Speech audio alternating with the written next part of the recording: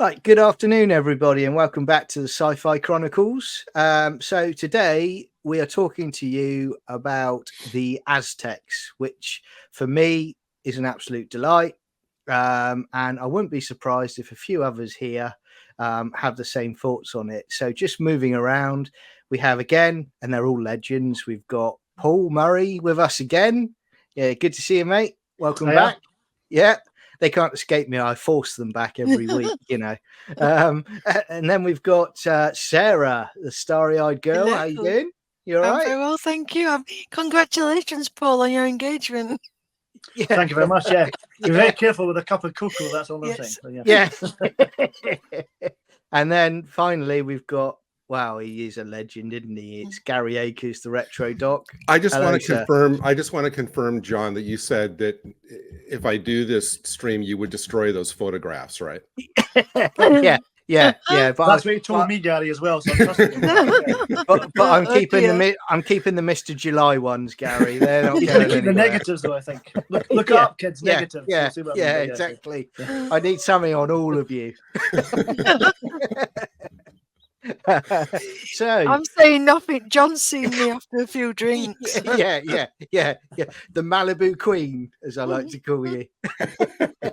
There's one now. She's starting exactly, early. Yeah. It sounds like a riverboat. Yeah. It's like a Disney ride, that one, isn't it? So we're here talking about the Aztecs.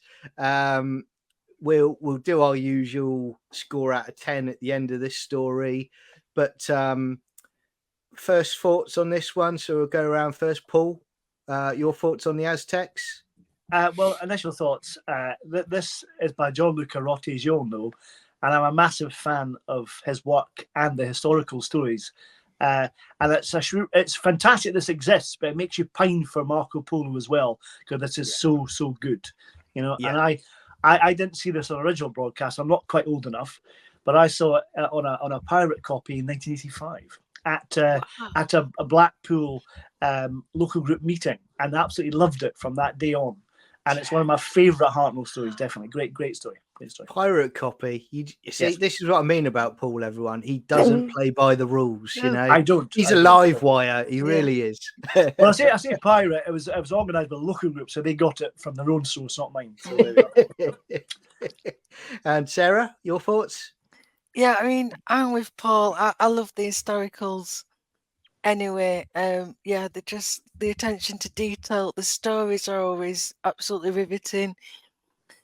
This is one of my favourite Hartnell stories. But I think everybody gets a chance to shine, possibly apart from Carol Ann Ford, because obviously she was on holiday for quite a bit of it. But the rest of the cast, the main three, they absolutely just shine. And it's an absolute gem of a story. And this is usually the one. I know everybody says, go for the Daleks.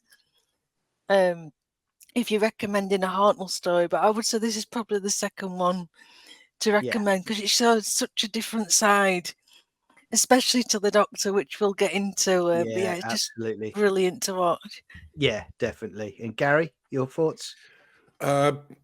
Yes, just kind of echoing. It's in lieu of the other historical stories from this era that I won't say no longer exist, but that we haven't found yet. This really is as existing stories go, the shining example. Back when it was still like a true ensemble show where the Doctor wasn't like in charge of, running everything. And here he almost acts kind of like an advisor. It's Barbara's story. I think, as we'll talk about, I've always thought that it's the historical stories during this period that the crew was always in the greatest danger. Because they were, kind of the prisoner of historical forces. And this especially, where you have every angle, people conspiring to discredit and destroy them. And although, a lot of the crew, as we'll discuss, just make dumb mistakes all throughout this story, I think they survived this story despite themselves. But it doesn't play like a theatrical, like overly staged play. It plays very seriously. We'll talk about like the gorgeous backdrops, which really sell the illusion of this vast city. There's a lot in this story that's just resonated down through the years too. Yeah, absolutely. And it would be wrong of me not to point out the artwork in the back, created by the fantastically talented Daryl Joyce. So if you haven't had a chance, he is on Twitter X. So have a look in and just see, he's regularly putting up fantastic artwork from Doctor Who and other places. Check him out. It's stunning. It's gorgeous. Do we have to talk? Can't we just sit and just admire this backdrop? Because it is beautiful. When I first saw this, I just kind of stared at it for a long time because there was so much to notice. Yes, it's a lot of detail, and very much like buying Newbury's set. It's really picked up on the nuances of that beautifully. I mean, he didn't put all of us in the picture, so we'll forgive him that. I mean, almost perfect apart from that. He was going to do me as Barbara at one point, but I said no to it. No, I don't think feathers are your love. No, don't quite pay off, do they, mate? Yeah. I love how Daryl is. I mean, he's got just everything perfect. I mean, the colour, the vastness, but it also reminds me again of them old, the adventure posters like Indiana Jones. We talked about last time, these adventure romps of the 40s. It just fits. I could just imagine, just watching this as an adventure. Yeah, absolutely. It looks a bit like if they made this into a movie like Doctor Who and the Daleks, that's what the poster would look like. Yes, exactly. Yeah. It has just got that vastness. Totally. I mean, jumping into the story now. I mean, we've all talked about it behind the scenes, but this crew are Jeopardy friendly. They have not learned any lessons whatsoever. They come straight out of the TARDIS, Barbara and Susan, and let's not tread carefully. Let's start pillaging a corpse, and hang on a minute. We're now going to take the bracelets off and we're going to put it on our arms before we've decided what's going on, while the Doctor and Ian are having a cup of tea in the TARDIS. So they can only blame themselves for this, for getting into this scenario.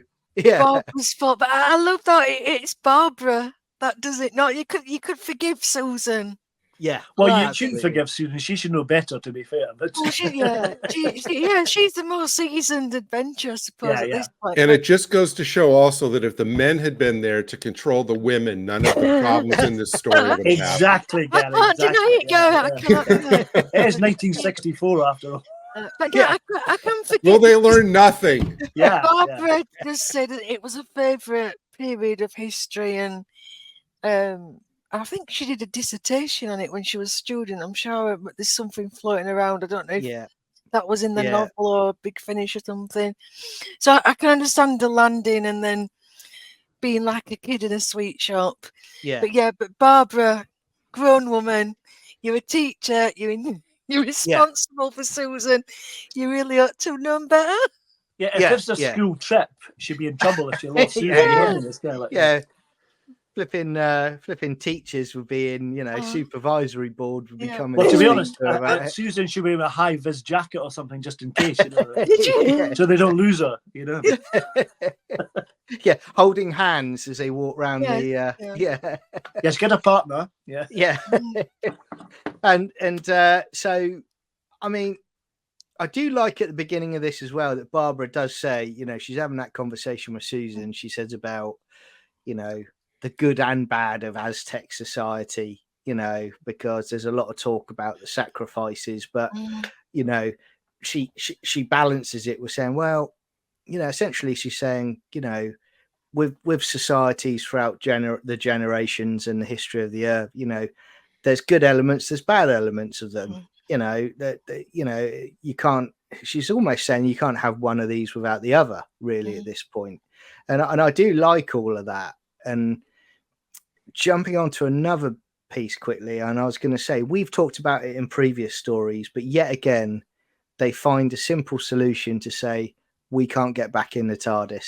The tomb is sealed. What does everyone think about that? I still really love this in season 1, that the fact that they've put up a barrier to them getting back in the TARDIS and just going.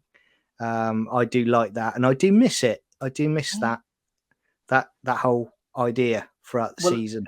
It adds to the jeopardy, doesn't it? And it just gives a proper reason to stay, because really you just go, wouldn't you, when you find out where you were? And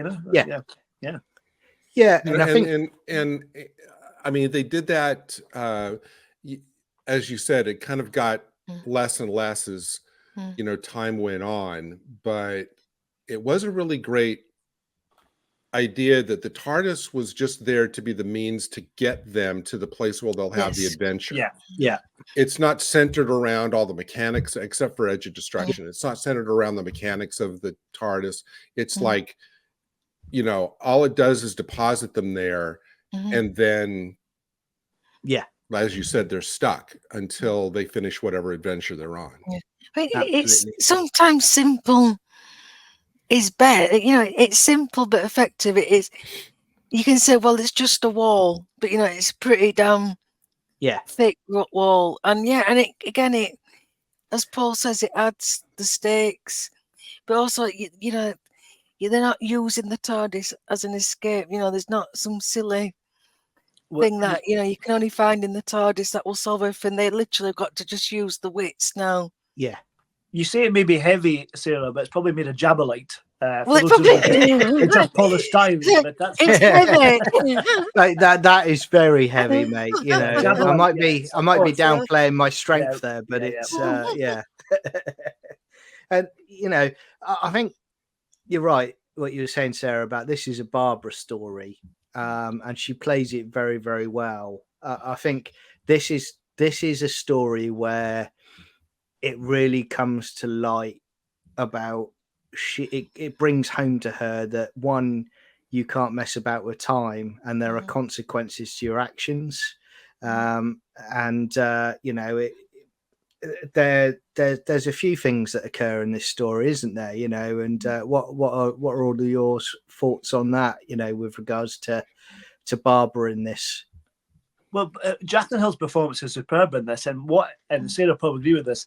Particularly, I think the new production team are always saying how feisty new companions are, but she is such a strong companion, strong female companion, lots of guts, lots of balls, and she really goes for it. You know what I mean? And that's really refreshing for someone that considered she just screams all the time, all the companions of the 60s. She doesn't at all. Oh yeah. Well, I do. Yeah. Well, I take issue with the 60s companions just screaming all the time, because they really didn't. That is such a stereotype, but such a cliche, isn't it? Yeah.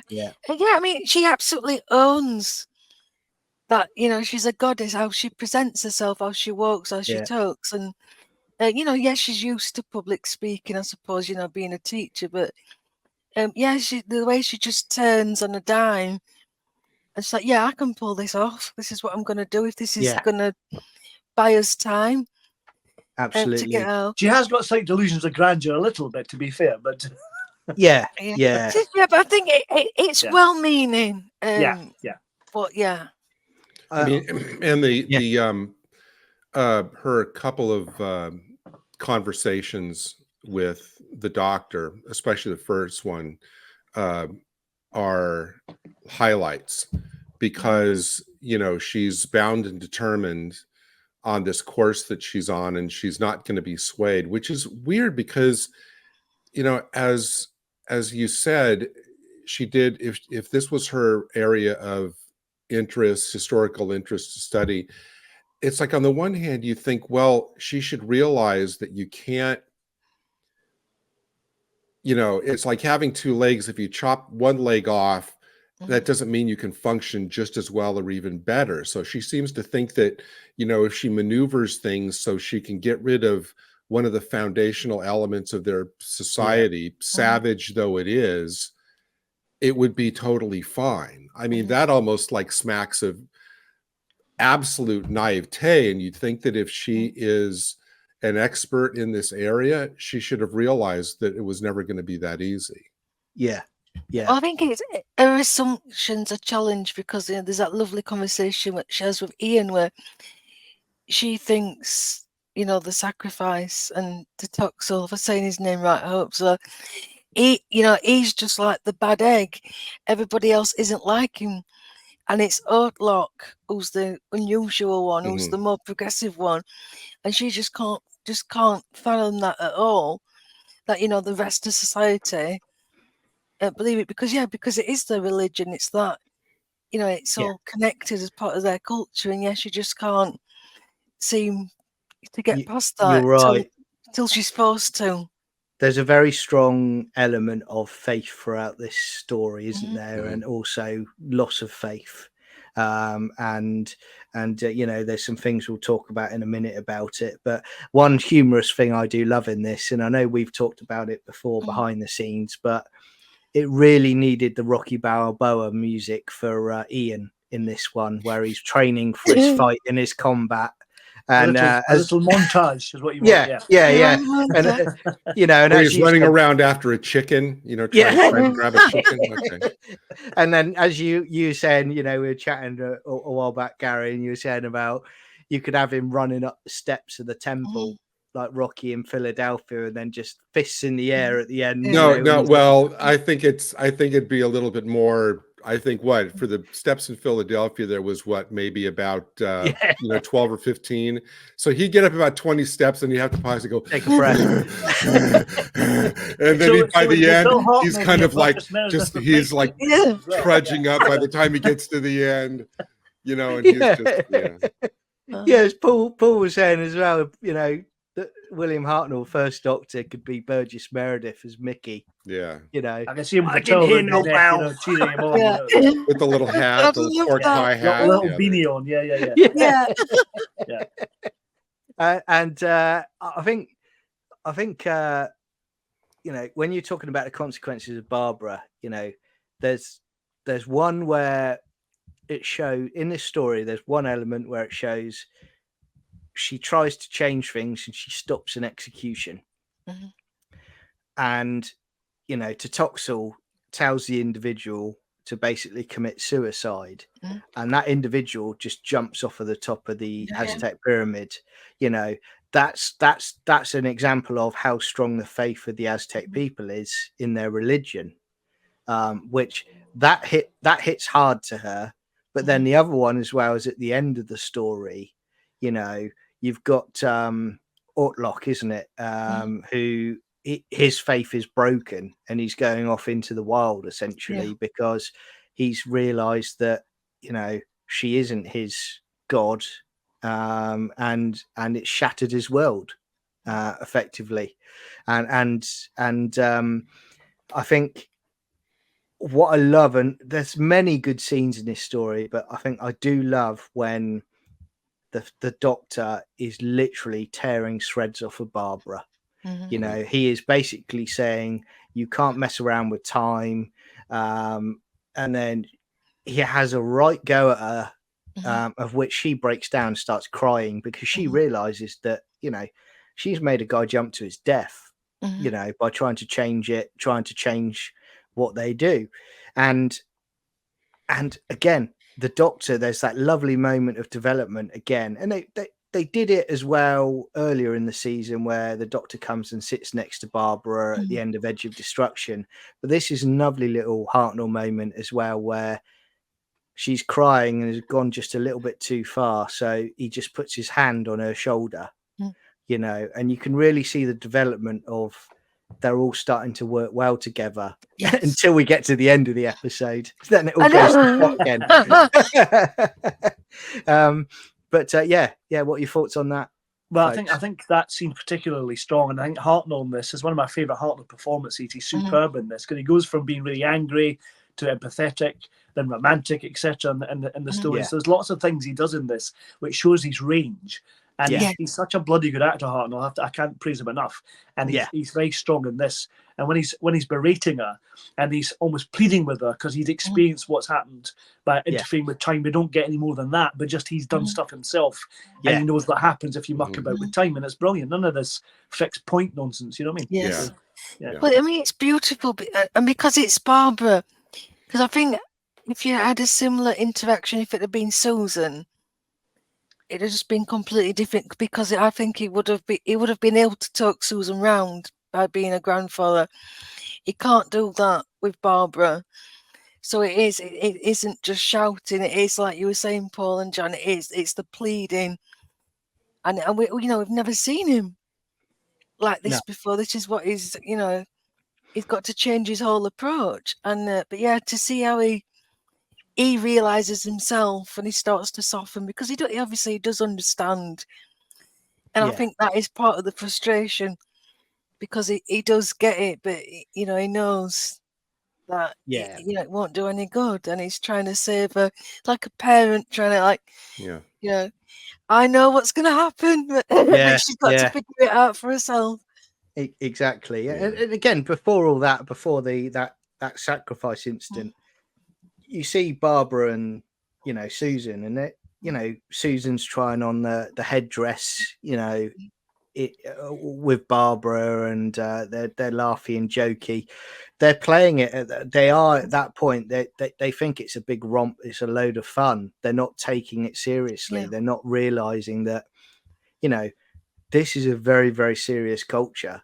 Actions have consequences, and it just ripples on from there, really. And I think there's so many good characters in this story, but John Ringham as Totoxel just gives a wonderful performance. What do we think about his performance in this? I'm a big fan of Shakespeare, I have to say, and you can see it's based on Richard III, Laurence Olivier's version of it, or Peter Sellers if you want. Look at his version of it, very interesting. But he is playing a Shakespearean villain in this, and even does a side to the camera. But it's wonderfully over the top, but it's a really great performance, and I love him in this. It's such a difference between that and Ash and Connie in Space, or the character he plays in The Smugglers. He's such a good actor, John Ringham, anyway. But he's superb in this really strong villainous performance. It's great. It's quite over the top, but I love watching him. Yeah. But it is. But I don't think he never goes like full panto villain. I think that there is a it's bubbling on the edge here, I think. It just get but he's brilliant. I think he does steal every scene he's in. But he's I love how when the cameras well, it doesn't zoom in, does it? It like manually they move it to make it look like the zoom in. But I love all the facial acting and that sneer he does. So brilliant. That line, "You're a false goddess, and I will destroy her," and all that kind of stuff is great stuff. Love it. Yeah, absolutely. And even his first scene, I think, doesn't he like comes in from the side or something? And even when he's not the focus of the scene, he's always in the background, kind of, watching and observing. And one of the great things about the character is that even when he gets kind of like knocked back, he's instantly like resetting himself and either thinking, well, how can I play this to my advantage, or finding a way to kind of, get back on his feet and keep going. He's always, and I love how he's always the kind of like devil in people's ears. He's always kind of leaning in from behind going, oh, don't you think this? Or don't you Yeah. think, Yeah. and planting the Brilliant. idea as if Mhm. even to make it think that it's theirs. And Yeah, he's 2 Yeah. or 3 steps ahead, he isn't doesn't go so Always. far to be kind of like the, you know, the Snidely Whiplash with the cloak going, you know, it's not that far. The hooded claw, I think you're looking Yes, for. The hooded Claw. claw from Penelope Pit Stop. That's right. That's the one. Yes. But I mean, you never ever lose sight of how like deadly dangerous Mhm. he is, even when he's playing it kind of Yeah, overly theatrical in spots. absolutely. And what's brilliant about him as well is he never ever gets his comeuppance. No, So I think it's one of the few times. Is yeah, it because he's everything works out for him, and that Well, ending and as well. and you can legitimately ask, I mean, is he, yes, he's the antagonist to the crew, but I mean, is he the villain? I mean, He's it's not not evil. like he's trying No. to you know, grab power or whatever. I mean, if you take him at his word, he considers, you know, these people legitimate threats to his way of life. So He's and they honoring keep- his they- God and faith. yeah, they isn't he? keep bringing that up over and over. Yeah, I love the bit where I think it's when Ian is going to be killed by Ixta, and he asks Barbara. Tlatopsa says to Barbara, "Okay, if you're a god, stop this," you know. And then she does it with the gets the knife out and gets it to his throat. That's a beautiful moment, and the reaction he gives is like, "Oh my god," you know. Yeah. He's really taken aback by that because it's a big strong thing for her to do, you know. absolutely. And he would easily give the master a good run for his money. Oh, yeah, I yeah, think. yeah. You Oh, imagine those definitely. two together. Yeah. Big Finish, do that one, please. Don't give them ideas, John. Yeah. And yeah, I mean, Ixtar is a very good character as well, you know. And yeah, I know me and you have chatted about this back and forth for quite a while, Gary, just for general our Doctor Who chat. But I know you've said before about not even Ian is taking things seriously, and he's there basically coming up against this Aztec warrior, and he's playing it for laughs, and he's almost goading him. Well, I mean, he strolls in the first time he meets him. It's like, "Oh, hi, how you doing?" And then, you know, almost in an arrogant way. And then when he first fights him, you know, he uses his thumb or whatever, and he goes, "Oh, hey, I'll beat you just with this." Yeah, you know, You want a it's like, victory with Ian, his thumb?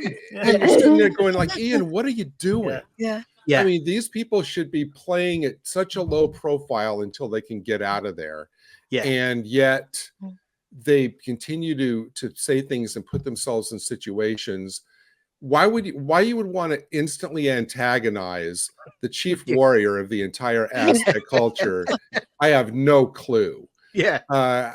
Because it's like, what is it going to serve you? It's like, do only those things that's going to serve you to survive to get out of there. Yeah. None of this, you know, Vulcan neck pinch, which he uses at one point or something. Going back to that, though, I wonder if there's lots of casualties at school during the 60s of kids trying to do that, you know. Should have been a disclaimer or a trigger warning, you know, don't do this at school. They'd put that on now, for sure. That's it. That's the equivalent of the way Ian's playing it, of me going up to a Navy SEAL and just slapping him constantly in the face, goading him to come on. You know, this guy will break me, but I'm going to antagonize him. But interesting what you say, Gary, because that's before Star Trek. We had the neck pinch. Yeah. We had the neck pinch before Star Trek. So yet again, Doctor Who doing it first. Yeah. It runs the show. I was going to say, though, that Ian's teaching qualification should not have been science, should have been PE or something. He's a great fighter. Absolutely. He's a very physical man, but he's a science teacher. That's what odd, you know. Well, you can imagine the science lessons that he's going round, and if there's any misbehaving kids, he's just giving them all neck pinches. You know, so these other teachers walk past. That's when you could do that kind of thing. Not anymore. Yeah. And then he'd be up on charges for the school board. Probably. Yeah. That's all about. I mean, Ian. You know what you're saying about just do what you've got to do to survive. You know, the fact that Ian's got to escort this victim. To the temple to be sacrificed, and he's not happy about it. But you know, he agrees with the doctor that okay, this is their custom. I'm going to have to do it. So even he's like he understands Yeah. is not happy about it, whereas Barbara's just completely in another level. Yeah. Because you'd think that they would know that any wrong thing that any one of them says or does threatens them all. Mhm. Yeah. So you Yeah. think that they'd be, you know. Yeah. And I think the Doctor in this, you know, he has a few of his silly situations where, again, we've talked about this a long time ago, but you know, where he effectively he decides that he's going to drug the one of the fighters, but doesn't check to see who the fighter is that's going to be drugged. So he has this arrogant sort of, you know, the classic First Doctor little giggle as he's ready to roll, but then suddenly is shocked when he finds out that it's actually Ian that's going to be in that fight. And the Doctor responsible for being poisoned in the first place. You know, don't let him scratch you, and then he gets him. It's like that was a bit obvious. Yeah. But I have to say, all credit to Ian, because although he's been drugged, he still puts up a good fight for a while, doesn't he? He does before put he a good crashes up there. down. You know, Can we also talk about how, like, the Aztecs just put their old out to pasture? Like, oh yeah, you're retired now. Just go and walk about in this garden. Yeah, I know. Just do a bit of Like pruning. cows. It's an old folks home, isn't it? To be fair, that's what. Yeah. Yeah. You know, just The fact walk that the the dog. Doctor just goes along with it. Yeah. But I mean, again, when you talk about the Doctor and when you talk about him and Kamika, that is a lovely. That hussy. Yeah. You know, I felt so she's sorry wooed for him. her. Because he knew. I don't believe all this. No, he knew exactly what he was doing. Oh, well, up until the Coco point. Again, that was the arrogance, wasn't it? Of, oh yeah, I know all your customs. Apart from that very important one, Apart from that important one, but yeah, he knows exactly what he's doing to get this interview for the drawings. Yeah, I mean, interesting question then. Was he deliberately playing that one on as a means to an end to get to what he needed, which is very First Doctor, which is, I'm just going to play this person along because I need to get what I need to get back to the TARDIS. And then it developed into, you know, as we see at the end, definite affection. Or was it just, you know, as a blossoming relationship between the two? I will go so far as to say I've seen people online before say about the fact that, oh, well, no, you know, the current era can do marriage and all that because the First Doctor got married. No, if you look at that first scene, the Doctor is actually, he plays the jokey, look at the camera, you know, that Hartnell does so well when he suddenly realizes that, you know, he's got engaged. You know, there was no intent to do that, and Hartnell plays that brilliantly. But what's everyone's thoughts on that? Do you think he was sort of stringing her along? Or... I think it was a means to an end, but I think he got really affectionate towards her because that little bit when he goes back to the altar to pick up the little brooch she gives him, that's a lovely moment. So he may be attracted to her a little bit and quite fond of her in the time he had to spend with her, I would say.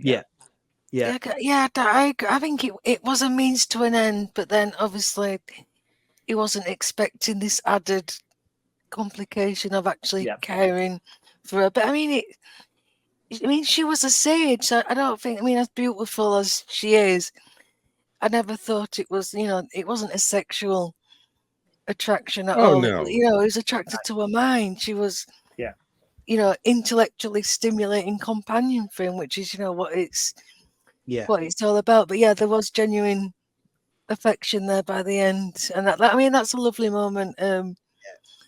When he's going to get rid of the brooch, and then he puts it back in his pocket, and there's another one when she wants to stay by his side, and she can't, and he kind of looks away, but you see like the pain on his face. So yeah, there's definitely something there.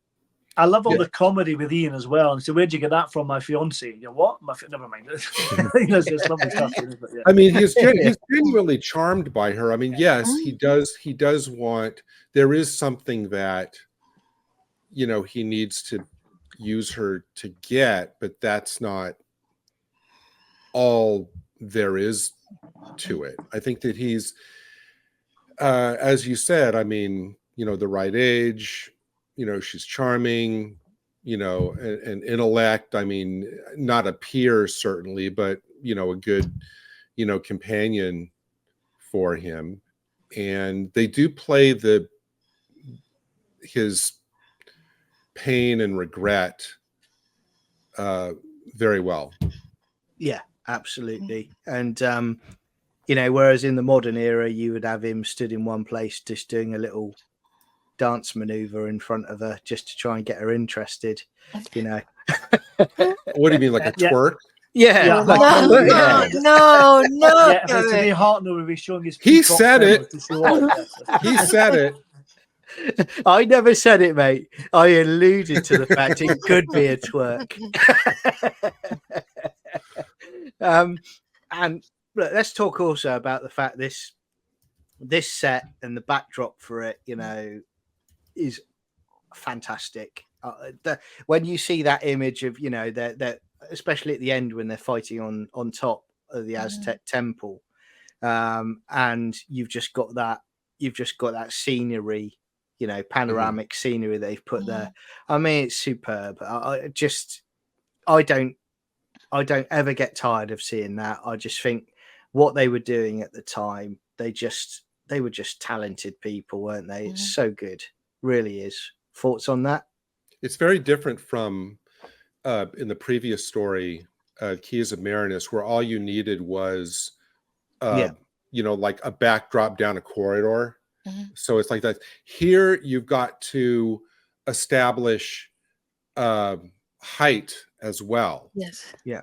And the way they do that, and anytime they're on the temple platform by the chamber, you look out, and it looks like it goes for dozens and dozens of miles, and getting that, and it doesn't look like a backdrop, which is the important thing. Getting that done in 1964 is a great achievement. Yeah, I think Barry Newbury's design, as I said earlier, is really, really good, and it really gets you really get the feeling that you're at this Aztec city, and the bit in the garden is beautiful as well, and then the detail on the brooch on the tunnel with the bit that Ian and Extra takes out to get into the tomb again. That detail's beautiful, really well designed, and it's really, you can see Barry did his research on this, definitely. Well, it all adds to it, and I think you can't tell that it's just a backdrop, whereas I think you can with Keys of Marinus. It's very obvious. With it, you know, it does feel epic. They've used every trick, but I mean, the detail just helps so much. You can tell that they had so much joy into that. But I mean, wasn't this the writer's favorite period as well? Because did he live in Mexico? He was. So he obviously knew a lot about it. I wonder if he ever made cocoa and got himself engaged. I wonder if and you know, you're almost under more obligation to get it right in the historical stories, whether it's Marco Polo or Reign of Terror or this, because I mean, if you have some kind of weird perspective in something like Keys of Marinus or the Daleks, you can go, okay, well, it's an alien planet, alien city, alien architecture, whatever. But when you're dealing with something like this, where anybody can look at a book and say, oh, they got it right or they got it wrong. You're. Well, this was more difficult, Gary, because there wasn't a lot known, was there, about the Aztecs at this time, which I always took for granted, because when I was at school, it's one of the first topics that you did. You know, you did the Romans, Egyptians, Victorians, but we always do the Aztecs, and you know, all the grisly stuff with the sacrifices. Loved all that. So I just assumed that, oh, you know, they got, you know, the production design because, like you said, because they'd read this book and that book and they'd seen it, but they're obviously not. So that just makes it even more amazing. That they got this attention to detail. Definitely. Well, the fact that there's no internet at this point to do any research on, it's all books and, you know, and things like that. Encyclopedia Britannica. That's right. Exactly. Or go to a museum somewhere to look at various artifacts, that kind of thing. Now, talking about the set, it's very panoramic, and it's actually interesting that there is you can see the scale of it. But what made me laugh, there's a bit where Barbara comes out to be recognised as Yataxa, and there's a massive cheer, and it sounds like someone scored a goal. You know what I mean? That would be me. It's like, yeah, yay! Yeah. Yeah, I thought it sounded like one of those cheers during the old Bullwinkle cartoons where the crowd go, "Yay!" Yeah, And that would yeah, be that'd be about it. Cut. Yeah, it's on and off. You know, it's kind of. yeah. It's like something I always thought it was like a bit Escape to Victory. Like there's a big football match going on below, and Pelly's just scored an overhead And kick. how would they know? How would they know? I mean, how high is that? Like a mile? I mean, how would they know? Oh, hey, that's somebody up there. Yeah, It's a bit yeah, like when the exactly. king comes out to, you know, in the balcony, you know, after the coronation or whatever, things like that, and you see him there waving. You know, it's a bit like that, isn't Yeah. it? You know, kind of moment. You know. Well, I mean, they're that far down. They could have wheeled anybody out and said That's it with right. your tags. Well, I also feel sorry for them because if they're all surrounding that temple, the guy that jumped off at the beginning, they're like looking up and they're going, "There's a guy coming for us, out of the way." That's right. Yeah. Yeah. So, And to be seen, I'm not really sure. To be seen, wouldn't you have to stand at the very edge in order for anybody down there to see yeah. you? You Yeah. couldn't Otherwise, like it's stand perspective. back. You know, it's kind of Yeah. Yeah. Yeah. it's like the cardboard cutout Daleks a little bit. You know, it's like And so I think you know, I also chuckle at, you know, I think it's episode 3 where Ian is going to go into the secret entrance, and the doctor is really, really smug and happy with himself that he's found the secret entrance to the tomb, and it is very Raiders of the Lost Ark, isn't it? At that point, you know, where Ian is you know, up to his chest in water, and you know, but the doctor again, no, he won't do it. Let's send Ian in. he gives So- him a torch, John. To be fair, you know? exactly. He's a touch. What more do you want? But yeah, it is Yeah. very reminiscent of like that scene with Indian Salah, Yeah. isn't it? I think, yeah, honestly, I think this is why I enjoy it so much, because it does make me think of like Indiana Jones, and It But I love does. that William Russell's expression when he realizes it's filling up with water and that could be the end is a brilliant bit of That's acting good. from Yeah. William Russell. You just want William Russell, Ian, to actually do like a Harrison Ford in Temple of Doom, right at the camera and going, "I am going to die." No, you know what he should have? He should have looked at the camera and go, "Water. Why did it have to be water?" water, yeah. I do that. Yeah, Ian needs a whip. Why did he not have a whip? I know. Because you think about Did it, you not when he get one in finds- the Romans at some point? Maybe when he does. finds that recess in the ceiling and pushes it up, I thought, you mean he's going to do that from ground level all the way to the top of the temple? Yeah. Okay, so they should need a Chiron that's like 3 days later. ... Yeah. Yeah, just trying to find his way up there through all these small, narrow passages. And I also look, Gary, you've mentioned it before, and we'll talk about Susan now, because one thing I've learned through season 1, Susan's not learned anything about playing it safe. You know, she is not matured to say, no, I need to take a step back here. You know, I don't know where I am, because literally she is, you know, she is effectively, they want to punish her, and because she is not willing to follow their customs. Yeah. You know, Gary, you think along the lines as I do. Play along, you know. Well, Don't I mean, on the find one them. hand, I mean, maybe I'm misinterpreting it. I can see Lucarati saying, well, okay, this is a clever way to kind of show the juxtaposition of the modern day back then, the modern day 1964 viewpoint of society to the 1500s. And in this case, it's like, well, we've chosen for you, it's going to be this, you know, and she should know that the doctor and Ian are working to try to get themselves out of the situation. But what does she do? I'm not going to let no man tell me who I'm going to marry. Yeah, but to be fair, though, I mean, that absolutely was John's point Yeah. But that is another situation that's kind of been engineered by Totoxel, isn't it? He's overheard them Yes. saying what a brilliant student he is, but she is a bit Yeah. I can't remember what did they describe her? Defiant. Yeah. Defiant, yeah. And yeah. it's him that who comes up with the idea of, oh, we'll marry her off, because he knows full well that she'll refuse. You know, the headstrong will come through, and she'll refuse, and then she'll get punished, and that Yeah. will upset Yeah. Barbara, which is Right. that's the end goal. So yeah, so we can't put it all at Susan's feet. It also comes as no Well, surprise, though, because yeah, she had the I same mean- thing in Marco Polo with Ping Yeah. Chu. She was very much like, no, you're marrying an old man. What are you doing? I don't like arranged marriages at all. You know, so all that already happened, you know? I Yeah. mean, but Susan could have Yeah. thought, look, with any luck, we'll be out of here in a day. You know, just say what you got to say to not, you know, rock the boat. And then, you know, doesn't she make some kind of reference? Is it, because I didn't rewatch this last night. Is it the Susan or Barbara? It's Barbara who makes the comment to Outlook about what's ultimately going to happen to the Aztec people, right? Susan Yeah. doesn't. Yes. Susan doesn't do that.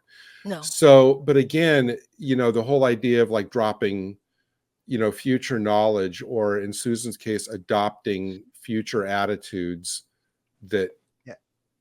you know, aren't going to help you at all. Absolutely. So, Yeah.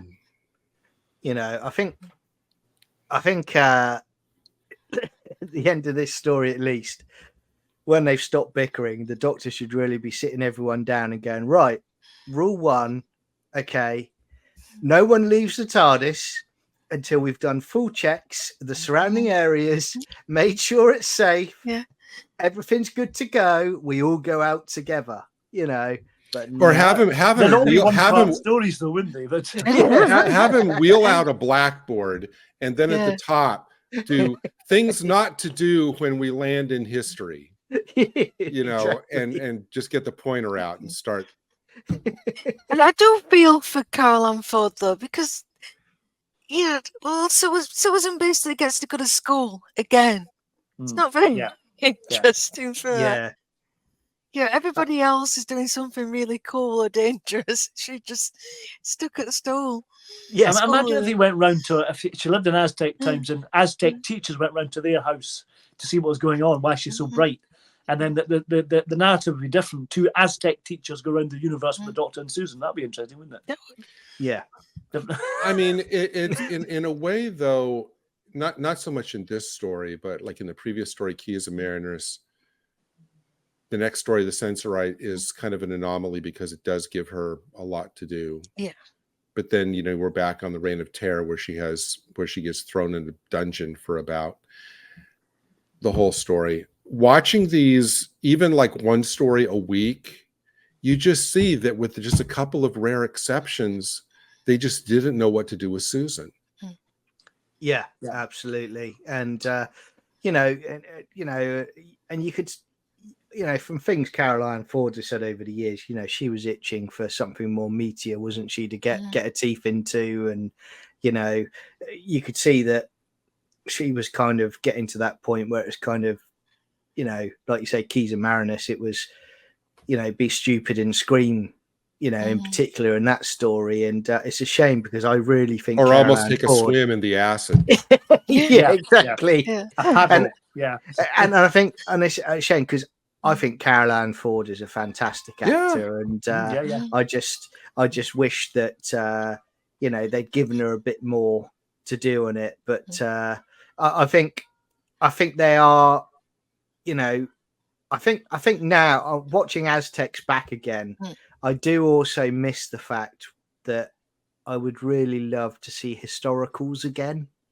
You know, and proper historicals, not where it's like a pseudo historical where there's an alien that's landed and is changing it's stuff. like, Do you know what I mean? That kind of thing. it's like going to ancient Babylon or something like that, you know, and being stuck in that, you know, and you know, in a similar style, it would just be fantastic because I don't think they this first season, you know, and I know me and you, Paul, have talked about it in the chat. For as much as I love the Daleks, you know, I absolutely adore the historicals in season yeah. 1. Yeah. They really do. You know, they really do excite me. I never get tired of them. They just keep driving the stories forward. And you know, like you have said, if Marco Polo was back, that would have been incredible. But Aztecs, it's just an absolute joy from the first minute right to the final minute of the story. It is incredible.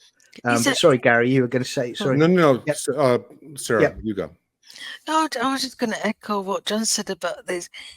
It's effortless to watch. You can just put it on. You're entertained.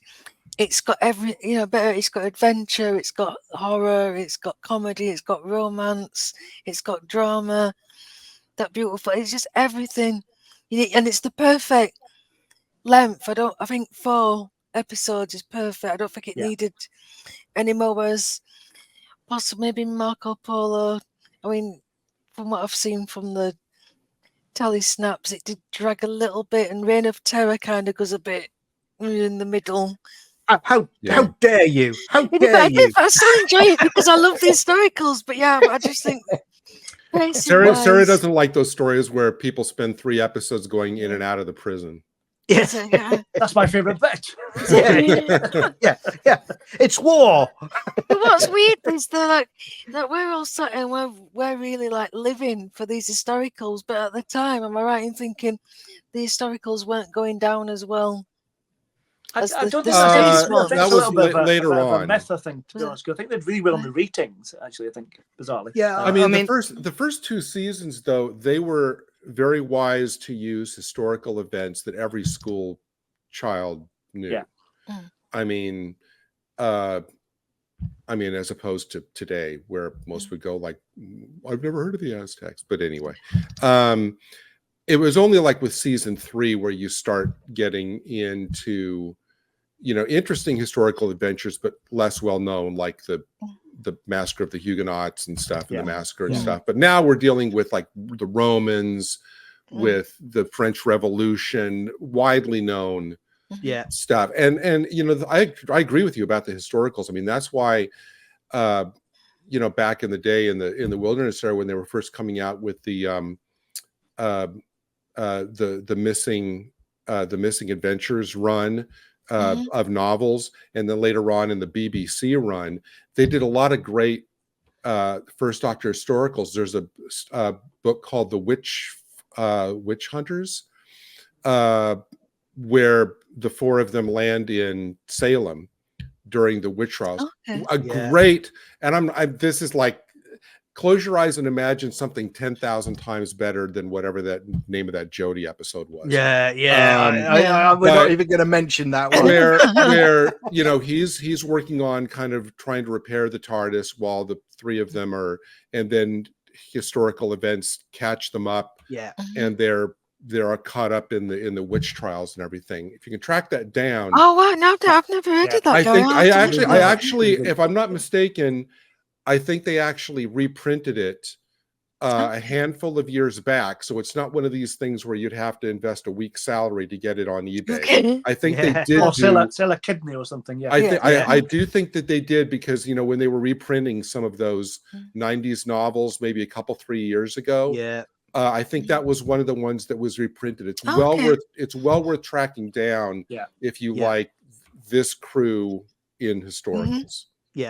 Yeah, I think as well, for me, part of it is, and we've kind of touched on already, is the fact that it's within the BBC's reach to do this as a setting, because as much as the futuristic ones are quite good, it's that idea of the future, what the future looked like, and sometimes it's not very good. You know what I mean? So I think historically they have reference most of the time to draw on, and it works really well, and they have a real craft as technicians to bring it together, and it works really, really well. And I think this is maybe a generalization. I think Hartnell felt more assured and more at home in the historical stories, far more than in the some of the science fiction ones, where you had to remember the technobabble and all this kind of stuff. And he's superb in Reign of Terror as well, I have to say. Oh, I love him. Well, when he goes into that tailor's, that's because of the feather. Yeah. The feather's great. Yeah. But all of it, I can't wait to talk about Reign of Terror. Yeah. And do you know what I also love about this story and about season 1 as well?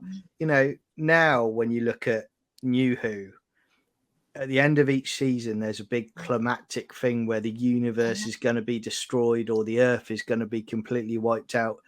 These stories where none of that was going to happen. Mm-hmm. It was just trying to get back to the TARDIS with everyone still alive and the consequences of messing with established events and trying to alter the actions of a civilization. Just very intelligent writing. And again, it didn't talk down to kids. It actually made them think about what they were watching as well. Whereas now you wouldn't, and we joke about it, but you would end up getting back to the TARDIS and there'd be something sat on top of it now. You know, that's where we are. Yeah. And the thing about this story, there's all the characters bring their own all of the Aztec characters, I mean, have their own kind of distinct tone. Tlotoxl is the schemer and the danger. Ixta is more the physical threat. Yeah. You have Kamika, which is more the kind of light, kind of amusing / tender parts. Yeah. And then you have Otlock, which is really more the kind of tragic character in this, when he says to Barbara at one point, I really hope that you are who you say you are, because I'm putting everything I have, you know, at risk for you. And you can see Barbara, if you would have looked at Barbara's face where she was downcast, you would have thought, oh, I guess she probably is lying. Yeah. But anyway. Let's talk about Outlook though, because Barbara basically ruins his life. She does. Yeah. And it's heartbreaking when he says you're a false goddess at the end as well. Which really, and then the nail in that is pounded, I think, in the next story, The Censorites, when the Doctor refers to the Aztecs, and she was, because I watched these two stories, Aztecs and Censorites, almost kind of back to back, and the Doctor says something like, well, you remember what happened with the Aztecs? And she's like, oh, well, I'm over that now. And I was sitting there thinking, Outlook probably isn't over it. He's still in the wilderness. That was only 10 minutes ago. What's going on? It was only a week ago. Yeah. You get back to Earth, Barbara, and you do the whole dancing to the music in the streets with the telly shots, you know, but no. At the end of the day, he's gone and killed himself. You know. I mean, the best we can hope for is that he doesn't return to the city, and so he's not there when Cortez arrives. Exactly. There's the New Who link there. Otlock clinging to the TARDIS for revenge. There we go. There you go. The revenge of Otlock coming this season. Yeah, exactly. Coming soon with a club in his hand. But the thing about as I was saying, I've alluded before about, at various points in the story, all of the characters do something which is just absolutely, again, Ian and Barbara in new territory. The Doctor's there going, no, don't do this. Rely on my expertise.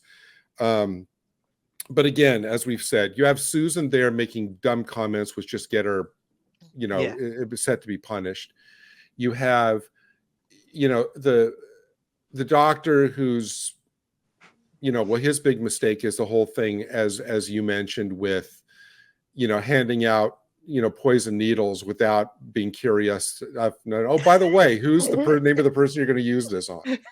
A warrior with a face like a cat. Oh shit! Yeah. And then you have Ian, who, as we've said, is just kind of blithely, so supremely overconfident that, it's a wonder that he survives. And then you have Barbara, who, again, you can say, okay, well, once she says she's the goddess, in for a penny, in for a pound, at that point, you basically have to improv your way all the way through. But then at that one point, she makes what I consider just a monumentally stupid mistake, which is to admit to Tlatoxel that she's not the goddess. Yes. Oh, I was literally going to bring this up, Guy. Yeah. I mean, after she knocks the cup out, and they're shocked because she's figured it out. Just leave it at that. You've impressed them. Oh, she must be.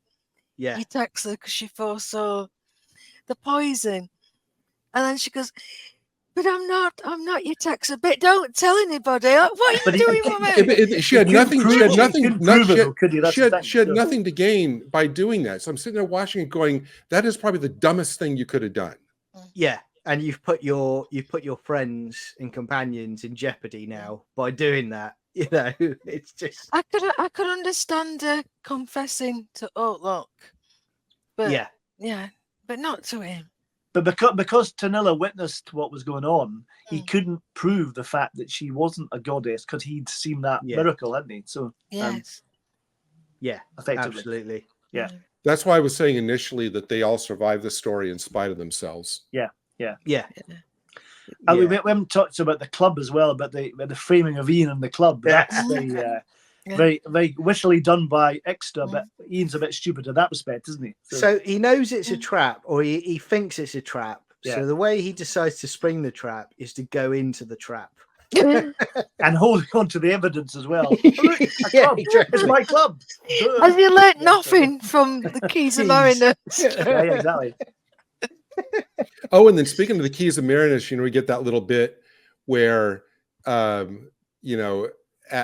the courtroom scenes in Keys of Marinus, all of a sudden Ian thinks he's Columbo now again. And it's like, oh, wait a minute. It couldn't have been him because I was behind him or whatever. It's like, okay, Columbo, ease up.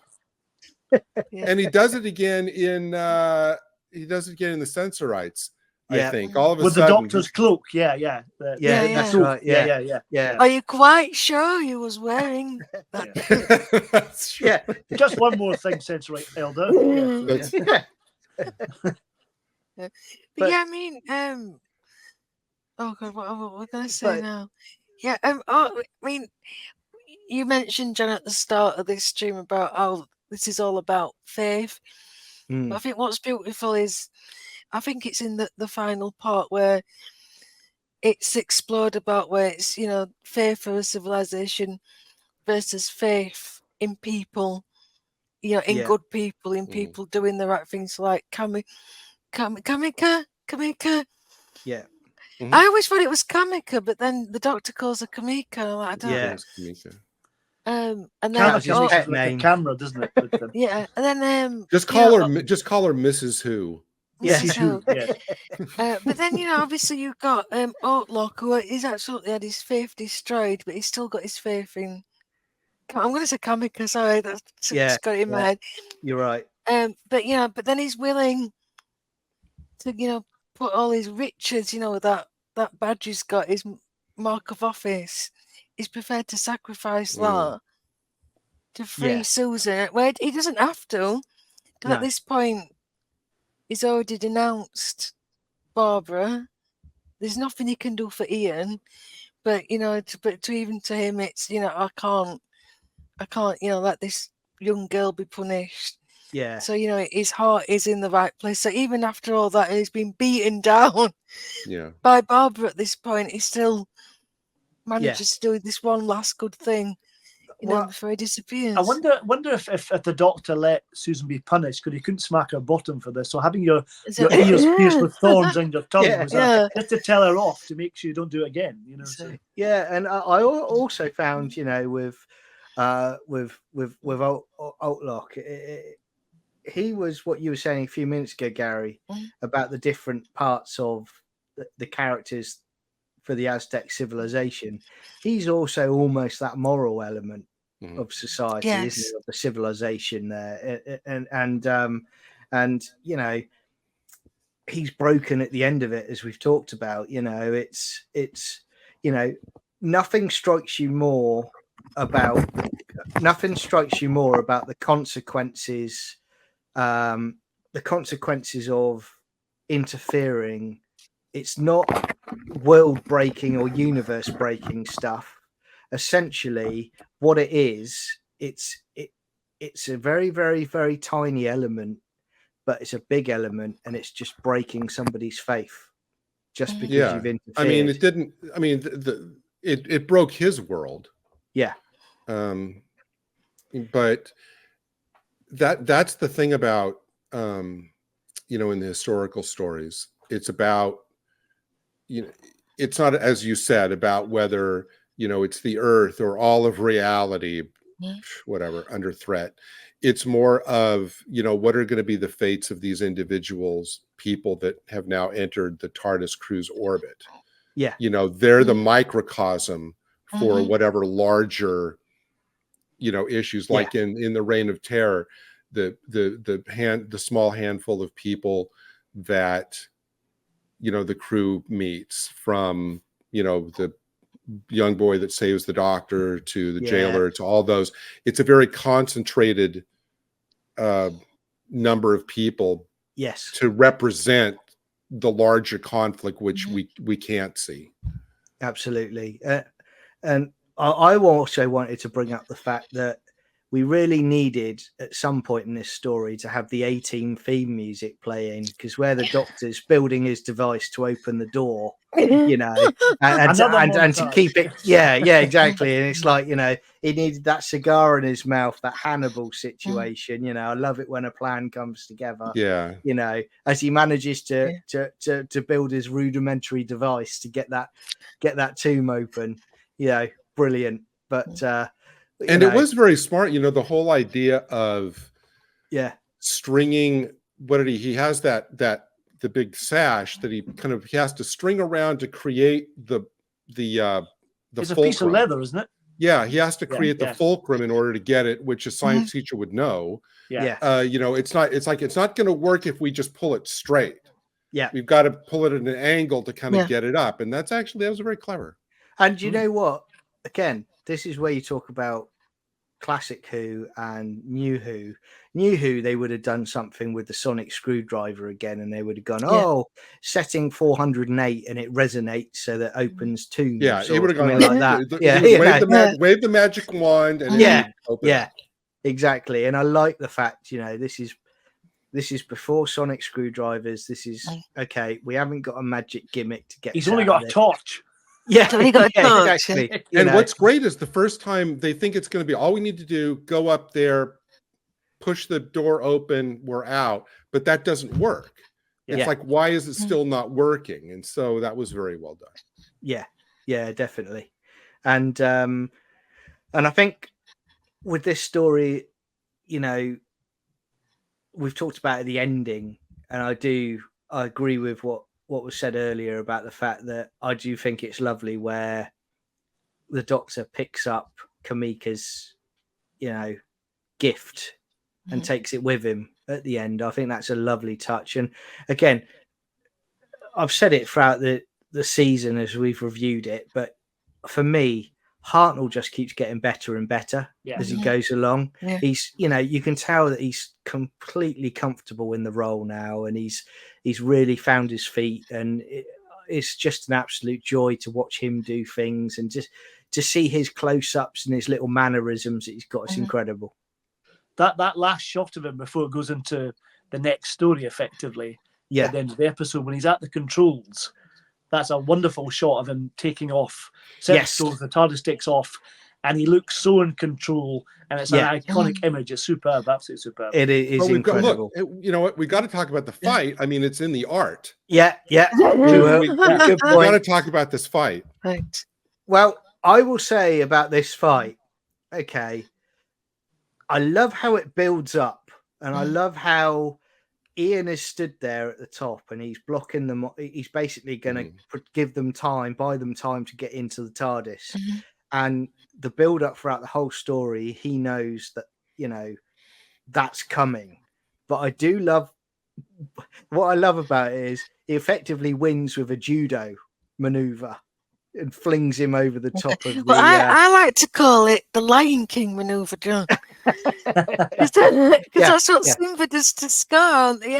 I do apologise. I love at that point, just slightly before the fight, where it sounds like Latoxel's got a megaphone. It's extra like that. Yeah. A really odd sound effect. Yeah, he's you out of breath. He's coming up the You steps. mentioned the A-Team music before. What this scene really needed was the fight music from the original Trek series, like the da da da da da da Yeah. da da da da da. That's what this fight. Or the Karate Kid. You're the best. Yeah. You know? Oh, you want to see Ian do the crane? Yeah. Yeah. Is that what you want to do? Yeah. Okay. Yeah. And then you have like That would have been great. He would have just that- gone, well, what are you doing? And then Ian just does the crane, kicks him in the face. He just goes flying over the edge. That would have been great. And then you've got like mates of Ishtar in the background just suddenly shouting, "You're going home in a body bag, man." I love Platoxel's there going, sweep the leg. Yes. I love the costumes. If they weren't wearing what they were wearing, it would be a pretty average fight, to be honest. But again, the costumes, along with everything else, the props, it's the great. background. Well, I think they're wearing a bit too many layers that they may have not worn in Mexico, but I think that's due to censorship, probably. Otherwise, there'd be things hanging out, unfortunately. If I'd been working on this story, the one thing I would have wanted to take home as a memento is the, and it's in the art, is the cougar head, the cougar mask. That was really something. Well, a friend of mine, I was very lucky enough to know the guy who owns the prop, and he got a chance to wear it. And he looked good in it. But he was a friend of Ian Cullen's on Twitter or whatever. And Ian Cullen saw it and said, "That's very good, but I look better in it than you do." I love that. Wouldn't you be tempted though if you had that to, like, if you were going to some kind of like convention, I don't know, Hooverville, something like that, to wear it? People go, "Wow, that really looks. That's a good thing. That's a good mask." Like, well, it should look good. It's the real one. Or be too scared to wear it out in public. It's probably. I'd wear it to the pub. Don't you think it's probably like shed some by now, or got mange or something? Molting. Probably got mange. I would have thought. Yeah. I also love how Toxel absolutely loses it at this point, because he's been so like cunning and stealthily, and everybody's just thwarted him to the point where he's just like, "I can't take it anymore. I'm just going to kill you, Barbara, right here, right now." If Ian hadn't have been there, that would have been goodbye, Barbara. That's your law. I also love with Ishtar as well, where when he's flung off the top of the temple, they actually make the point of showing his shattered body at the bottom. Yeah. So not he's dead. Yeah, we're going to show you his body just lying on the ground. That was one of those. That was one of those. That's because that was one of those, like, don't try this at home kids. Don't climb to the top of an Aztec. But speaking of kids, I mean, I was kind of taken aback by the fact that, for a Saturday tea time children's / family show, this ends with Platoxel about to plunge the knife into the heart of the victim that's just lying below off screen. It's like, wow, it's like, okay. Yeah. And that's how they end the story. What I do like those is Platoxel's been wanting to kill them all this time, and then they escape it. Oh, let them go, it's fine. Yeah, leave them, it's fine. And again, that it's from his perspective, and you were right, Gary, at the beginning. He's not evil as an antagonist. You'd think, oh, he's evil. He's not. He's an antagonist because he is effectively trying to keep his beliefs and his way of life going. That's what he cares about. Yes, he's got his own personal power that he craves as well, but it's about him, and it's about he wants to keep things as they are. Whereas, he has a problem with Barbara throughout it because she wanted to change things. That's one of the critical, like you said, it's one of the errors where she admits that she isn't a god. Just crazy. But I think we also need to talk about, which is critical in probably the history of Doctor Who, the massive hissy fit that the first Doctor has at the end of the story when they start the story all jokey, but then when they're back in the TARDIS, we get stroppy, doesn't he? Again, the Doctor. You know, he does. What do you think? Is he mellowing at this point, or you know, is he I don't still think he got ever those mellowed enough, patches? to be honest. But Yeah, yeah. You almost know. kind of want him to get condescending, like turn to Barbara and say, "So what did we learn?" Yeah, yeah, exactly. Yeah, you know, and who's not going to go outside the TARDIS first next time? yeah, just sit, you know, just rule one: don't wander off. That's the thing. Yeah, isn't it? yeah. So, just lock the doors. Don't let anyone go out until you say it's okay. You know, but And I do, mean, you know, coming back, we mentioned a couple times about that brooch scene. One of the things, and I'm going to veer outside of the Hartnell era momentarily for purpose of comparison. One of the things that just annoys me, because I just think it's wrong for the character, is this whole concept that was introduced with New Who about, oh, the Doctor can't look back because he's just got to keep moving because it's too painful. That to me, that's always annoyed me, because I thought that it's just, that to me is nothing more than just a clever sounding attempt to look deep and insightful when it's just really just kind of guff. Here, that little quick silent thing shows no, the Doctor doesn't want to forget the things that affect him. He doesn't want to leave behind. That to me is truer to the character than all this kind of clever, oh, I can't look back, I've got it, that's why I never came back for you, or I never thought about you because I've got to keep moving. Baloney. That just feels phony to me if we're to buy this as a character who's passionate about certain things, you know, who you know, loves the companions he's with or whatever. This is the Doctor to me, not all the other stuff. I agree, Guy. I mean, it never rang true to me. It was just a convenient way of, right, we're moving on from that now. We've got to get to the next. He's got constant memories of all these adventures. I mean, the brooch aside, I mean, if you look at all the furniture he's collected in the TARDIS, that's not Gallifreyan.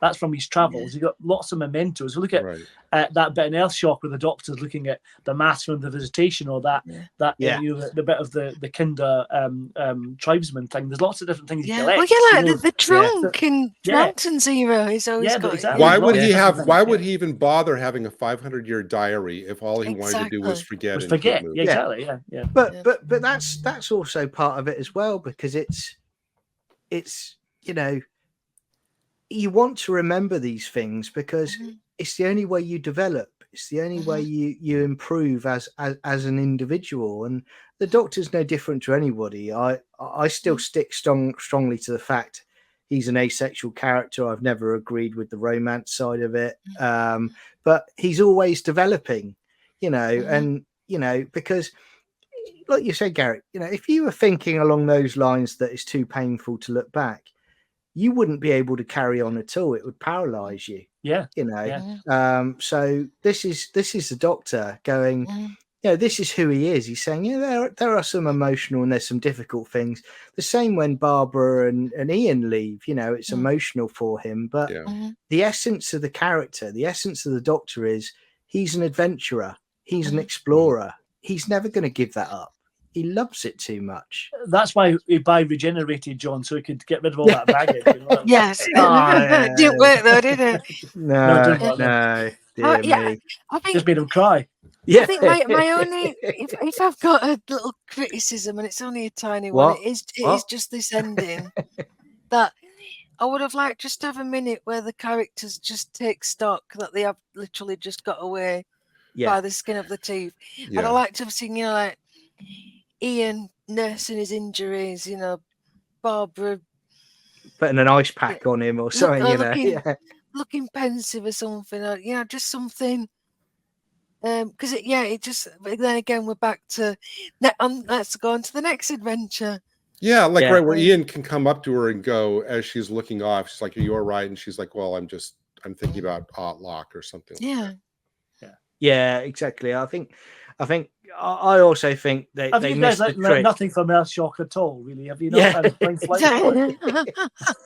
I still think they've missed a trick where they didn't do a little clip of Ian in the TARDIS gymnasium just working out for his next story, and his potential combat situation. Yeah, you could use that. What was that song from one of the other Karate Kid numbers? Like movies, like you're the best Glory of love. around. Nothing's ever gonna keep you down. As he's like lifting weights and all that kind of stuff. Yeah, Yeah. Okay. Yeah, he's Clearly, like, John wants a version of Doctor Who that none of the rest of us do. The Doctor's got him painting the TARDIS walls. Yeah. That's right. But so yeah, we've not mentioned Walter Randall. That he has become like my seal of the gold standard. Like it's going to be a belter of story if Walter Randall turns. Yeah. I didn't recognise him at first until it came up in the credits. Like, I know that name. Yeah. Like, oh, it's Elakia, and what was he called in Inferno? Oh, I can't what was remember. Wait, who? But was Walter Randall. He was Tanilla in this one, wasn't he? Yeah. Oh, in Inferno, the first guy to get infected. The engineer guy. Harry Slocum. What was his name? Slocum, yeah. Slocum. Yeah. Arnold Slocum. Brilliant stuff, And I mean, going around to sort of finish it off, I mean, what would you say? First of all, we'll do our ratings out of 10 then, and just, Gary, what would you give this as a rating? 3. Out. Get out. Gary has been banished from the Sci-Fi Chronicles. They'll lock you in a tomb. I will give this a 9. Yep. Because Sarah? I mean, the 10 I reserve for my all-time perfect. This is a shining example of, historical and one of the real winners of the entire era. So, solid 9. So you're saying it doesn't quite edge Empire of Death for you, then, Gary? Is that right? Well, see, if they would have just when the TARDIS landed in the tomb, if the camera would have just kind of zoomed in to maybe we could see some like eyes in the dark, kind of sitting on top of it. Sutek wasn't on top of the TARDIS yet, John, at this point. No, he wasn't. I don't know what it was. I don't know what was sitting on top of the TARDIS, but at this point, but it wasn't Sutek. It was Zar, I think. Yeah. Yeah. And Sarah, your rating? Oh, I'm going to say 9.5. 9.5. I mean, I adore this story. I really do. I if I need cheering up, it's like my comfort food. Aztecs is one of the ones I'll put on. I'm just knocking off a 0.5 because of the Susan thing. There just really wasn't much for her to do, and I understand. It was partly because Carol was on holiday, but the other three are just so on the top of the game. They've got the characters tight, like you were saying about. Yeah. Hartnell's nailed it at this point. He's so comfortable. The other two actors, all of the supporting cast, and I just think the lack of Susan, it just kind of not spoils it, but I just think we could have been Marco Polo territory. I mean, that I reserve a 10 for that. If that we ever find that. So 9.5. And I think when we do our season review of ranking our best episodes of the season, which will be coming up in a few weeks, I think maybe we also talk about for season 1. What do we think Susan's best story is for season 1? Which was the best one out of all of them? We can talk about it at the time about which was the most fleshy for her to get, for a part to get her teeth into. But Paul, what's your rating for Aztecs? Well, I was going to say, just going back to what we talked about Caroline Ford, I wonder what it would have been like if it was just Ian and Barbara, not Susan at all, because I know they had like 4 of them, so they could do story strands and have 2 characters wandering off and the other 2 wandering off that way and doing different story strands. But I wonder what it would be like if Susan wasn't there at all, because I think Caroline Ford's wasted that a lot of the time, which is a real shame. Well, they could have done. What they did with Nyssa, just have her get a headache and she can be hooked up to the delta wave inducer for a whole Or she's locked in the story and just be TARDIS building some sleeping. device to stop Yeah. toxel or something. I don't know. That's But, Yeah. kind of idea. Or nice and easy, they could have just gone. The others have gone out. The tomb is sealed. She's stuck with the TARDIS inside. She can't get the out. tomb door slams behind her. She can't get out. Yeah, before that. yeah, exactly. Mm. Yeah. So she Yeah. just goes in and does. No, a bit then of it- dancing then in she's the No, gonna- but Hoovering- no, she's that'd just hoovering spoil the it. tomb, that's all she's doing. So, But if she was stranded, there's nothing to stop her just opening the wall, and then we've got no story. Very, exactly, very yeah, good. yeah. Very, once very once good an point. episode, they Very could good flash back point. to her going, "Grandfather, grandfather." Yeah, That's a big finish story in itself there again. But yeah. I also agree with what Sarah says as well. There's not a relationship with Ping Chu, which works really well in Marco Polo. Yeah. But and I think if they had another female character, she could bounce off. That might help that a little bit. Yeah, like Kamika's granddaughter or something. Or something like that. Yeah, potentially. Yeah, that would have helped just explore that relationship as a teenager. Oh, at and that even time. like, Could be interesting. she could have Yeah. befriended. She could have made a friend, and then it turned out that this friend was going to be a sacrificial victim. That would have been Yeah, interesting. that'd be interesting. Yeah, Yeah. Or at the Yeah. end or at the very end, as Ian's running in to go grab them, and they're all on their way up to the temple. Susan says, "Oh, we have to bring him. He's my new husband." And like Ian goes, "Wait, what?" Oh, yeah, talking of that, right? Can we just, She so made the some crocodile victim- gauge as well. yeah, the victim is called the perfect victim. That's how he's in the credits. What exactly is a perfect victim? A Democrat. Yeah. Yeah. Noted. Yeah, I'll back Is Gary it- on that one. The fact that he gets whatever he wants in the time that is still alive. That should have been Yeah. explode a whole Yeah, lot yeah. more. That was Well, that Yeah. was technically Susan's boyfriend, wasn't it? To be fair, so, That was the one that she was going to marry, Mm. right? yeah. So Yeah. she would I have been wonder like, what other demands did he ask for? I Well, want a she was house this part of that. big. Yeah. I want an Yeah. elephant. I want I want a fast car. I and- want Yeah. a bowl of M&Ms, just the red ones. That's what. you want. Yeah. yes. "I want some chocolate syrup and whipped cream." Yeah. I'm not going to tell you what for. Yeah. And a wait. And And some feathers. Yeah. and as for me as well, I Well, would- wait, hold on, John. I've not said my score yet. For goodness' sake. Oh, yeah. well, Yeah. I'm not allowing it anymore. You're not. It's all about me. That's why I'm. John, Time's you're up. such a diva. Yeah. What Okay, do you just reckon? to quickly summarize then, I love the historical, as I said already. Marco Polo's a cracker. This means also a cracker. So I'm giving it a 10 out of 10. Wow. Yeah. Yeah, I would give it a 10 as well. I adore this. I've forgotten how many times over the years I've watched this one. It is one of the Doctor Who stories where I'm not looking at a phone.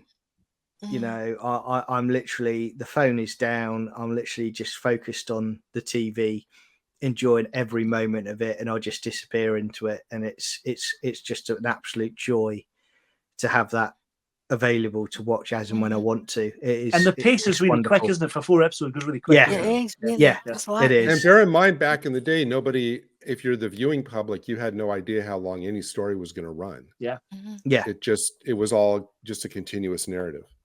yeah. And I mean, that's our review of Aztecs today. Just to let everybody know, if you look at the Sci-Fi Chronicles channel, you'll see playlists for not just the Doctor Who reviews we've done so far, starting at An Unearthly Child. So take a look at those, but we're also sort of branching out into other things as well. And we've just recently done a Indiana Jones and Raiders of the Lost Ark review, so that's on there as well. Let us know what you think of the reviews. Keep sending the comments in. And next week we have Sensorites. So we look forward to seeing you then. So that'll Let be us like know what 2 you hours think. of talking about sashes, which is going to be great. Oh, Mainly, yeah. yeah. Yeah. We And we all can't look wait the to. same. Yes. I We're cannot going to wear a wait. sash. We're going to for the have to next wear our episode. sashes so Yeah. people can tell Just us to tell us apart.